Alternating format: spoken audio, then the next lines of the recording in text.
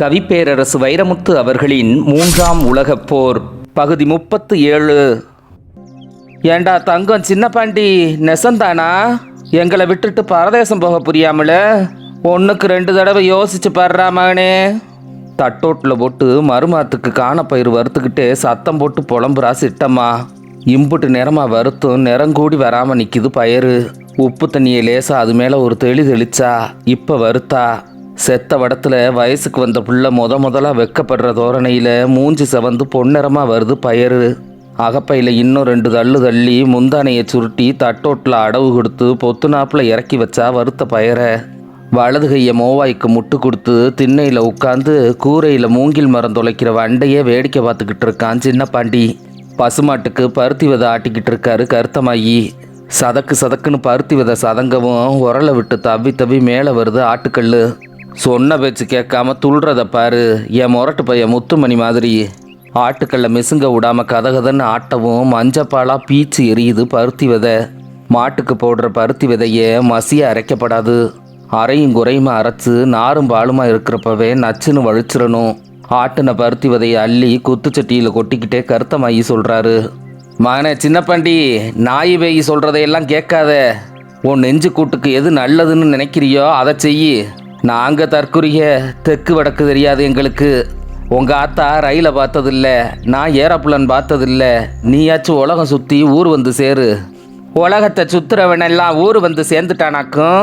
இப்படித்தான் நம்ம நரியுத்து முத்துக்காமு வேற வெளிநாட்டுக்கு வேலைக்கு போகிறேன்னு போய் கருச்சட்டி நிறத்தில் ஒரு பொம்பளையை பிடிச்சி அவங்க வீட்டிலையே ஒதுங்கிட்டானா. அப்பன் ஆத்தா செத்த இழவுக்கு கூட வரல திருட்டு பைய. அந்த கதை நம்ம வீட்லேயும் நடந்துடக்கூடாதுரா சின்ன பாண்டி. சொல்கிறா பாரு, சொந்தத்தில் புத்தி வச்சு பிறக்காதவ. காட்டுக்கு போகிற எல்லா வயலையுமா புளி அடிச்சு போடுது. என் புள்ள சிங்கம், அப்படியே பிடிச்சாலும் கறிச்சட்டியை பிடிப்பான். ஒரு வெள்ளைக்காரிக்கு சீலை கட்டி வீட்டுக்கு வந்து சேர்த்துருவான். ஏழை பிடிச்ச வெள்ளைக்காரியை கூட பிடிடாமவனே. சொந்த பந்தத்தில் இருக்கிற மேலு குளிக்காத சிரிக்கியெல்லாம் உனக்கு வேணாம். மேலு குளிக்காத சிரிக்கியை தான் கோயில் மாடா திரிகிற புருஷனுக்கும் குழந்தை வித்து கொடுப்பாளுக. உப்பு புளி இல்லாத வீட்லையும் உட்காந்து பொழப்பாளுக. சுழி பார்த்து பிடிச்சிக்கணுமிடா மகனே. தோல் பார்த்து பிடிச்ச மாடு தொழிலுக்கு ஒத்து வராது. ஆவுனா அத்துக்கிட்டு ஓடி போயிடும். எங்களுக்கு தான் சொந்த புத்தி இல்லையாக்கும். சொல்கிறவங்க புத்தியை விற்றா பொடி மட்டை வாங்க காணுமா? காணப்பயிரை வறுத்து முடித்த சிட்டம்மா கருத்தமாயை வறுக்க ஆரம்பிச்சிட்டா. அவரும் விடலை. தண்ணி கிணற தாண்டாத தவளைக்கு வாயப்பாரு வாய. நீ போயிட்டு வாடா மகனே. ஆமாம், நீ படிக்கிற இடத்துலேருந்து உன்னை அனுப்புகிறாங்களா இல்லை நீயா போறியா? இல்லைப்பா, அந்த வெள்ளைக்கார பிள்ளை தான் என்னை கூட்டிகிட்டு போகுது. அப்பா அத்தா 2 பேருக்கும் தெரியும் அது நல்ல பொண்ணு. எல்லா செலவையும் அந்த ஒரு பிள்ளையே ஏற்றுக்குதப்பா. போயிட்டு வந்தா புது மனுஷனாக வருவேன். வீட்டுக்கு நல்லது, ஊருக்கு நல்லது. எல்லாம் சரிப்பா, பொட்டை பிள்ளைய நம்பி போகிறேங்கிறியே, அதுதான் இடிக்குது. வேட்டைக்கு போனால் கூட அண்ணன் தம்பியோட போகாதே, மாமன் மச்சனும் கூட போகணும் புத்தி சொல்கிற ஊரப்பா இது. நீ ஊர் நாடு தெரியாத இளம்பிள்ளையோட போகிறேங்கிறியே. அவள் உன்னை திக்கு தெரியாத காட்டில் விட்டுட்டு போயிட்டா. நல்லதையே நினைங்கப்பா, ஏன் கெட்டதை நினைக்கிறீங்க? கெட்டதையெல்லாம் நினச்சி நல்லதை மட்டும் ஆழணும்டா மகனே. ஆளை தேடி சீரை தேடுன்னு சொல்லுது சொல்லவும். ஆள்பலம் பாதி பணபலம் பாதி. ஆள்பலம் இருக்கு உனக்கு, பணபலம் வேணுமே, அதான் யோசிக்கிறேன். பணபலம் இல்லாட்டாலும் மனபலம் இருக்குப்பா, நான் பார்த்துக்கிறேன். அது எப்படிப்பா? நீ திண்டுக்கலுக்கு போகிறேன்னு சொன்னாலும் கோழி குஞ்சை விற்று 5-10 வச்சு அனுப்புவேன் உன் சட்டப்பையில். இப்போ அமெரிக்காவோ பேரிக்காவோ போகிறேங்கிறியே. உன்னை வெறுங்கையோடு அனுப்பி வச்சா இங்கே அப்பா மனசு தாங்க மாடாதங்கம். இழவு வீட்டுக்கே ஆட்டை விற்று பிழைக்கிற பொழப்பாய் போச்சு நம்ம பொழப்பு. பூவரசை இலக்கிய பொங்கல் பத்தாதுங்கிறப்ப வாழை இலக்கிய எங்கே போகிறது? குறுக்குச்சால் ஓட்டுறா சிட்டம்மா. இருக்கட்டும், முட்டைக்குள்ளே மூச்சு விடுற குஞ்சுக்கும் படி இழக்கிற கடவுள் என் பிள்ளைக்கு இழக்க மாட்டாரா? குலசாமியை கும்பிட்டுட்டு போகிறேன், நல்லது நடக்கும். கையில் ஒட்டின பருத்தி விதையை குத்துச்சட்டியிலே கழுவி விட்டாரு. வேட்டியில் கை தொடச்சாரு. வரிஞ்சு கட்டின வேட்டியை அவுத்து இழுத்து உதறி இடுப்பில் கட்டினாரு. கொடியில் பழைய துணிக்கு மத்தியில் கை தொடச்சி போட்ட காகிதம் மாதிரி கிடந்த சட்டையை விக்ரமாதித்தன் வேதாளத்தை இழுக்கிற மாதிரி இழுத்தாரு. 2 கையிலையும் தூக்கி பிடிச்சி உதறலாமா வேணாமான்னு யோசிச்சாரு. உதறுனா அழுக்கு போகாது, ஆனால் கிழிஞ்சு போக சந்தர்ப்பம் இருக்குது. மூத்த பையன் மாதிரி முரண்டு பிடிக்காத சட்டையை சின்ன பையன் மாதிரி சொன்னதை கேளு. சட்டையோட சம்பாஷணை பண்ணிக்கிட்டே அதை பொத்து நாப்பில் உடம்புல போட்டுக்கிட்டாரு. 37 வருஷமாக போகாத ஒரு வீட்டுக்கு புறப்பட்டு போகிறாரு. காக்கா வழிவிட்டு இருக்கு, கடவுள் தான் வழிவிடணும். கடவுளே வழிவிட்டாலும் முத்துமணி வழிவிடணுமே. முத்துமணி மரியாதை சின்ன பின்னமாக சீரழிஞ்சு போச்சு குடும்பத்துக்குள்ள. மருந்துக்கும் மரியாதை இல்லை மாமனார் வீட்டில். ஆடு கோழி மீனுன்னு ஆரம்பித்த சாப்பாடு கூட்டு பொரியல் அவியல்னு மாதிரி ஊறுகாய் சுட்ட மிளகா வெங்காயம்னு சுருங்கி நிற்கிது. காட்டுக்குள்ளே கண்டேத்தியா வேட்டையாடி ருசி கண்ட சிங்கம் 1/4 கிலோ கறி வேணும்னு கசாப்பு கடை வரிசையில் நிற்கிற மாதிரி நிற்கிறான் பைய. மாமனார்கிட்ட தான் முதல்ல மரியாதையை கெடுத்துக்கிட்டான். மாமா, கேஸு கழுத்தில் கத்தி வச்சிருச்சு, எப்போ அழுத்தும்னு தெரியாது. என்னைய ஊரு நாடு மதிக்கலை, சொந்த பந்தம் கைவிட்டுருச்சு. என்கிட்ட கை கட்டி நின்ன பயலுக இப்போ காலாட்டி உட்கார்றானுக. கேஸு நடத்த காசு இல்லை, கழுத்தில் கிடந்த நகையை கழட்டி கொடுத்துட்டா லட்சுமி. மாமியா நகையையும் சேர்த்து கொடுத்துட்டீங்கன்னா அடமானம் வச்சு கேஸு நடத்துவேன், காலகாலத்தில் மீட்டு கொடுத்துருவேன். என்ன சொல்கிறீங்க? யமனையே ஏச்சு வாய்தா வாங்குற பையன் முத்துமணி சாமியாரையும் மாமியாரையும் ஏற்க மாட்டானா? ஏச்சே விட்டான், மாமியா நகையையும் வாங்கிட்டான். கொஞ்ச நாளாச்சு, கேஸு முடியலை, நகையும் வந்தபாடில்லை. ஆனால் பையில் பச குறையலை. அந்த நேரத்தில் பழைய பர்மாக்காரர் ஒருத்தர் எப்போவோ வாங்கின கடனை இப்போ கொடுத்தாரு மாமனார்கிட்ட. இந்த காசை என்ன பண்ணுறது? கையில் வச்சுருந்தா இதையும் எடுத்து தின்னுபிடுவான். களவாணி பூனை இருக்கிற வீட்டில் கருவாடுக்கு எத்தனை நாள் காவலுக்கு நிற்கிறது? கூப்பிட்டாரு மருமகனை. மாப்பிள்ள, மூலியாக நிற்கிறாங்க என் மகளும் என் பொண்டாட்டியும். கண்ணு காது மூக்கில் ஒன்றுமே இல்லாமல் என் மகளை நான் பார்த்ததே இல்லை. என் பொண்டாட்டியும் கழியுக ஊற்றின பாத்திரம் மாதிரி கேவலமாக கிடக்கா. அவள் கழுத்தை பார்த்துட்டு உன் புருஷனுக்கு ஒன்றுமில்லையேன்னு கேட்டிருக்காக அனுமந்தம்பட்டி கல்யாண வீட்டில். நீங்கள் கேஸ் முடிச்சு நகையை திருப்புறது கடல் வற்றி கருவாடு திங்கிற கதையாகி போகும். ஒன்று சொல்கிறேன் கேளுங்க, கையில் கொஞ்சம் காசு வந்திருக்கு, இப்போ கொடுக்குறேன். அடகு கிடக்கிற நகையை மீட்டு அவங்க கழுத்தில் போடுங்க. இந்தாங்க ரூபா, வட்டிக்கும் சேர்த்து கொடுத்துருக்கேன், வாங்கியாந்துருங்க மாப்பிள்ள. 1 வாரமாச்சு 2 வாரமாச்சு, இந்தான்னு இழுக்குது, நகை வந்த பாடில்லை. சாடமடையா கேட்டாலும் வெறிநாய் மாதிரி உருன்னு உருமுறான் முத்துமணி. பொண்டாட்டிக்காரி அழுத்தி கேட்டா மிச்சம் வைக்காமல் சோத்தை தின்னுபிட்டு எச்சு தட்டை தூக்கி அடிக்கிறான். பொறுத்து பார்த்தாரு மாமனார். விசுக்குன்னு ஒரு நாள் பஸ் ஏறிட்டாரு தேனிக்கு. அடகு கடைக்கு போய் இன்ன மாதம் இன்னார் பேரில் எடியா ரசீதுன்னு எடுத்து பார்த்தா அடகு வைக்க கொடுத்த நகையை வித்துட்டு போயிருக்கான் வெங்கம்பைய. நகையும் கிரையும் போயிருச்சு, அடகு மீக்க கொடுத்த காசும் ஆற்றுல போயிருச்சு. அண்ணனையும் கொண்டு புட்டு மதனியையும் மேய்ச்ச கதையாகி போச்சு முத்துமணி கதை. சாராய கடையில் உட்கார்ந்துருந்தவனை பார்த்து ரோட்டில் அந்த பக்கம் நின்று மாமனார் கத்துறாரு. அடே முத்துமணி, நீ எனக்கு மாப்பிள்ளையும் இல்லை மனுஷனும் இல்லை. இட்லிக்கு எப்பவும் 4 சட்னி வேணும் முத்துமணிக்கு. ஒரு மிளகாய் சட்னி, ஒரு தக்காளி சட்னி, ஒரு தேங்காய் சட்னி, ஒரு கொத்தமல்லி சட்னி. நாக்குக்கு இன்னைக்கு எது பிடிக்கும்னு நமக்கு என்ன தெரியும்? அதனால் 4 இருக்கணுங்கிறது முத்துமணி முடிவு. சட்னியில் 4க்கு 2 பழுதாக இருக்குங்கிறது இன்னொரு தீர்மானம். சாப்பாட்டுக்கும் நிறத்துக்கும் ஒரு சம்பந்தம் இருக்குது. வெள்ளையாக மொழின்னு முழிக்கிற இட்லியை எத்தனை நேரம் பார்த்துக்கிட்டு இருக்கிறது? சிவப்பில் 1, பச்சையில் 1, மஞ்சளில் 1, ஆரஞ்சில் 1ன்னு இட்லியை சுற்றி இருந்தால் அது கண்ணு வழியாக மூளைக்கு போய் ஏன் நாக்கே எந்திரின்னு உறங்கி கிடக்கிற நாக்கை உசுப்புமா இல்லையா? ஒரு ஓரமாக பிச்சு இட்லியை 4 சட்னிலையும் தனித்தனியாக நினச்சி நாக்கில் போட்டால் எந்த சட்னி அன்னைக்கு தேருமோ அதுலேயே கதையை முடிச்சுக்கலாம்ல. நல்லது பொழுதுக்கு 4 பேர் வேணுங்கிற மாதிரியே இட்லிக்கும் 4 தோணை வேணுமப்பா. கல்யாணம் முடிஞ்ச நாள்லேருந்து இந்த விஷயத்தில் கட்சி மாறினதில்லை முத்துமணி. ஆனால் அவன் பொழப்பில் சட்னியும் மரியாதையும் கொஞ்சம் கொஞ்சமாக குறையுது. 4 3 ஆகி 3 2 ஆகி 2 1 ஆகி இப்போ 1 கழிஞ்சு ஊறுகாயாகி ஊறுகாயில் காயும் போய் தொக்கில் வந்து நிற்கிது. வக்கீலை பார்க்க போகணும், 7 மணிக்கே இட்லி வேணும் அப்படின்னு அன்னைக்கு கேட்டுட்டான் முத்துமணி. அப்போ தான் மாவு ஊத்துறா லட்சுமி. பண்ட பாத்திரம் வேற 10ல் கிடக்கு. அவசரமாக இட்லி சுட்டு கைக்கு சிக்கின ஒரு தட்டை போட்டு நீங்களே போட்டு தின்னுட்டு போங்கன்னு ஊறுகாய் பாட்டில் எடுத்து ஒரு ஓரமாக வச்சுட்டு போயிட்டா லட்சுமி. இட்லியில் ஆவி போகுது, அவனுக்கு மானம் போகுது.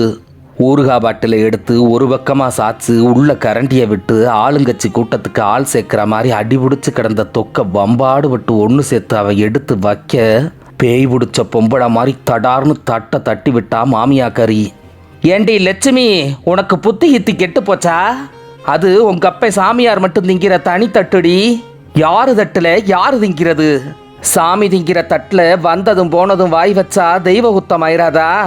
வேற தட்டு இருந்தா போடு, இல்லை கையில் வச்சு திங்க சொல்லு.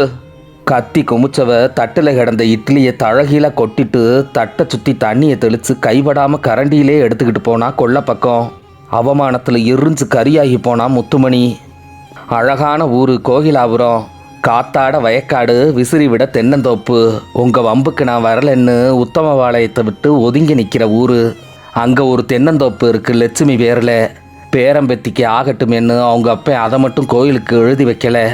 600 மரம், ஏறின வெட்டு 14,000 காய் விழுகும், இறங்கின வெட்டு 8,000 காய் விழுகும். அந்த தோப்புக்கு எப்போவும் முத்துமணி தான் மராமத்து போக்குவரத்து. அன்னைக்கு காய் இறக்க ஆளை கூட்டிகிட்டு போயிட்டான் தோப்புக்கு. போனால் பழைய காவக்காரனை காணோம். ஒரு இளந்தாரி நிற்கிறான். அவன் வேலியோரமாக தடுத்துட்டான் முத்துமணியை. ஐயா, தோப்பு குத்தகைக்கு விட்டாச்சு, இந்த காய் வெட்டு எங்கள் வெட்டு. இனிமேல் நீங்கள் இளநீ குடிக்கணும்னா கூட எங்கள் முதலாளிகிட்ட கேட்கணும். லட்சுமி அம்மா புருஷன் தானே நீங்கள், உங்கள் சம்சாரம் சொல்லலையா? போங்கய்யா, போயிட்டு வாங்க. கழுத்தைத்தான் பிடிச்சி தள்ளலை காவக்காரன். சை, சிவலிங்கம் செக்கா போயிருச்சுன்னா அது மேலே நாயும் நரியும் ஒன்று கடிக்குது. இது ஒரு பொழப்பா? மூக்கு செவக்குது முத்துமணிக்கு. மாமனார் மாமியார் பொண்டாட்டிக்கிட்ட அவமானப்பட்ட போது கூட முத்துமணிக்கு வருத்தம் இருந்துச்சே தவிர வலி இல்லை. என்னைக்கு பிள்ளைகளும் சேர்த்து அவன் மேலே நொட்ட சொல்லுச்சோ அன்னைக்கு தான் அவன் கழுத்தை அறுத்தாலும் பொழைச்சே ஆகணுங்கிற முடிவுக்கு வந்தான் முத்துமணி. இனி ஆனமலையாம்பட்டி தான் அடைக்கலம்னு வந்த அன்னைக்கே பிள்ளைகள் 2ஐயும் ராயப்பம்பட்டி பள்ளிக்கூடத்தில் சேர்த்துட்டான். ஆரம்பத்தில் அப்பா மேலே பிரியமாக தான் இருந்துச்சு. பிள்ளைகளும் போக போக புத்தி மாறி போச்சு. தாய் தகப்ப மேலே பிள்ளைகளுக்கு பிரியம் குறையுதுன்னா அது வெளியே இருந்து வர்ற விவகாரம் இல்லை.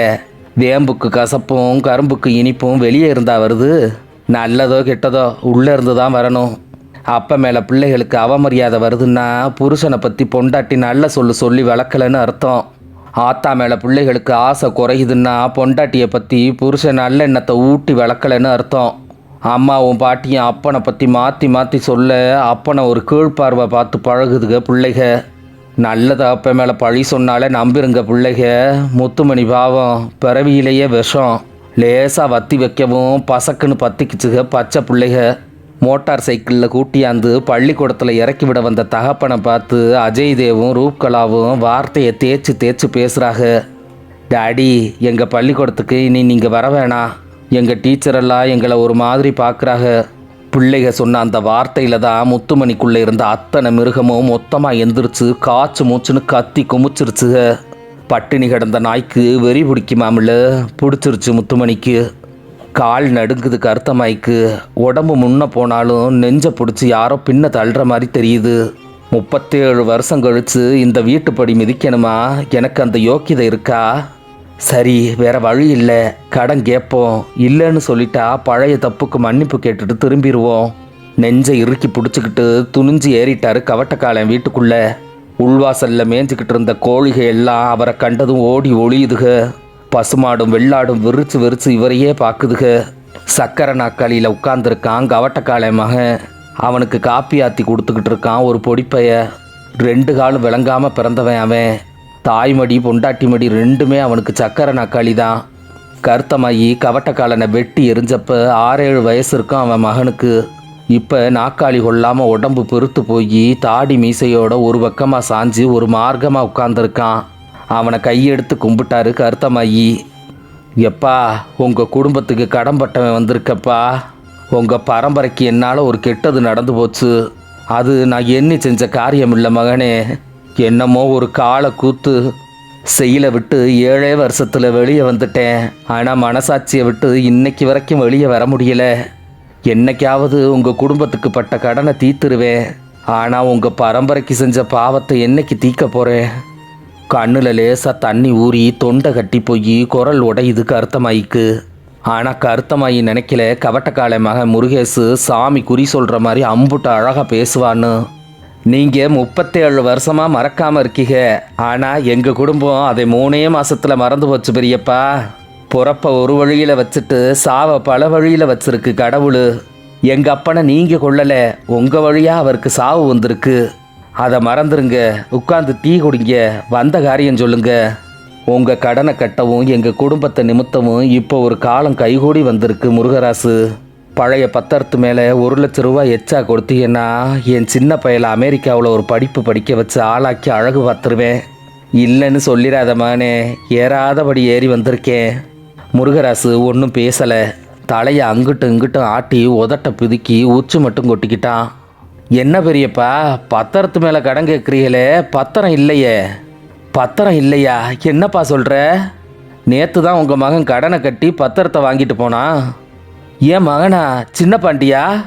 இல்லை, முத்துமணி. இடி வந்து விழுந்துருச்சு கருத்தமாயி தலையில். யாத்தே, இத்தனை வருஷமா பாம்பு வாயில் கிடந்த பத்திரம் இப்போ முதல வாய்க்கு போயிருச்சே. கதி கலங்கி கண்ணு இருண்டு உலகமே மயங்கி மறையுது கருத்தமாய்க்கு. பகுதி 38. தீப்பிடிச்ச மாதிரி சேதி பரவுது ஊருக்குள்ள. தெரு தெருவா சாட்டிக்கிட்டே போகிறான் தோட்டி மாதப்பன்.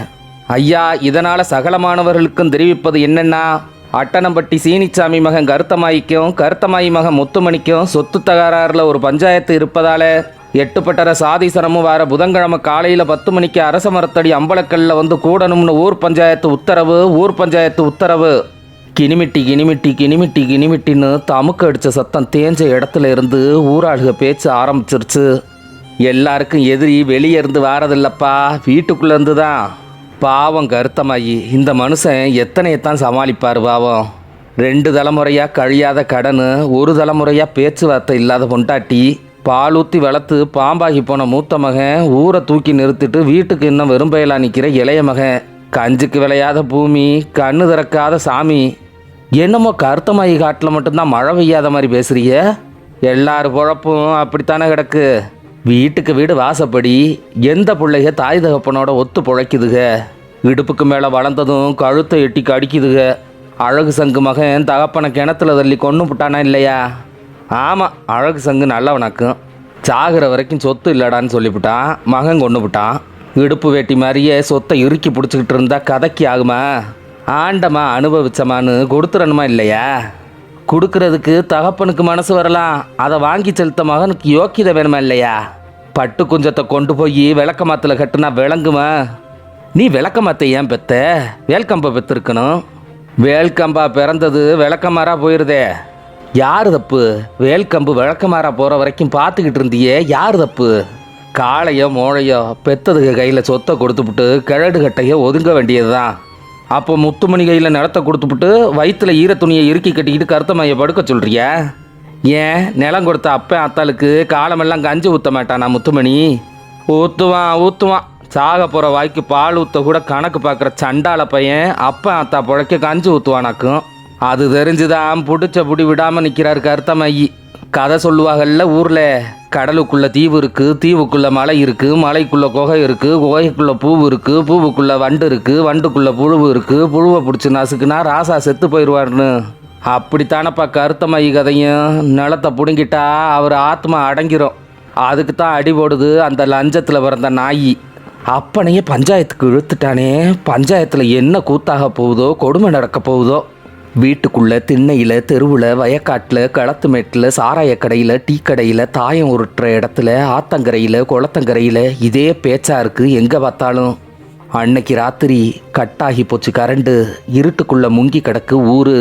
சத்தத்தை தொடச்சி வெளியே போட்டுட்டு இப்போ நான் மட்டும்தான் இருக்கேன்னு சொல்லுது இருட்டு. இருட்டை எதிர்த்து என்னால் நிற்க முடியலையேன்னு அழுதுகிட்டே இருக்கு கருத்தமாயி வீட்டு லாந்தரு. பச்சை பனங்கிழங்கு மேலே மஞ்சளை தடவிக்கிட்டு இருக்காக தகப்பனும் மகனும். கிழங்கு அவிக்க மஞ்சட்டியை வச்சு அடுப்பை மூட்டிக்கிட்டு இருக்கா சிட்டம்மா. வெளிச்சமும் இருட்டும் கலந்தடிக்கிற மகன் மூஞ்சியையே பார்த்துக்கிட்டு இருக்காரு கருத்தமாயி. வெளிநாடு போக எல்லா சாங்கியமும் முடிச்சாச்சா மகனே? எல்லாம் முடிச்சாச்சுப்பா, விசா மட்டும்தான் வரணும், நாளைக்கு வந்துடும். அதென்னப்பா விசா? சொந்த நாட்டை விட்டு போகலாம்ங்கிற அனுமதி தான் பாஸ்போர்ட்டு. எங்கள் நாட்டுக்குள்ளே நீங்கள் வரலாங்கிற அனுமதி தான் விசா. அதுக்கு ஒரு அனுமதியா? கொக்கு நாரை குருவி எல்லாம் விசா வாங்கியா வெளிநாட்டுக்கு போயிட்டு வருதுக. மனுஷன்தான் கெட்ட சாதி பய போல இருக்கு. ஒருத்தனையும் நம்பி உள்ளே விட முடியலை. தகப்பனும் மகனும் மஞ்சள் பூசி வச்ச பனங்கிழங்கு அள்ளி மஞ்சட்டியில் மொத்தமாக கொட்டுனா சிட்டம்மா.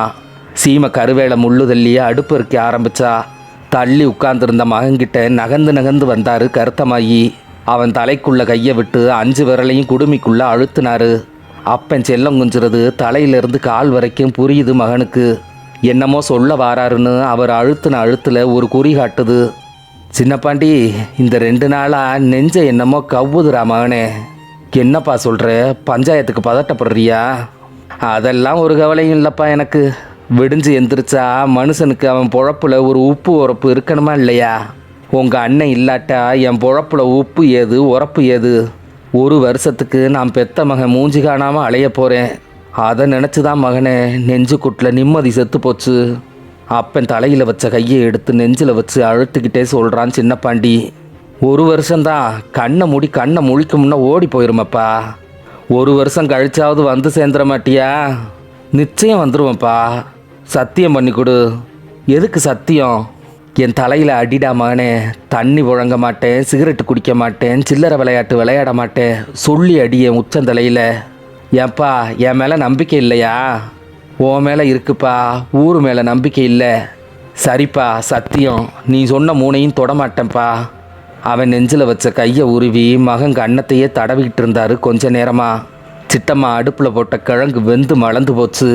இறக்கி வைக்க முன்ன உப்புக்கல்லை அள்ளி உள்ளே எரிஞ்சா. அவிச்ச கிழங்க சொலகுல கொட்டி ஆற வச்சு தட்டில் எடுத்து போட்டு கொண்டாந்து வச்சா.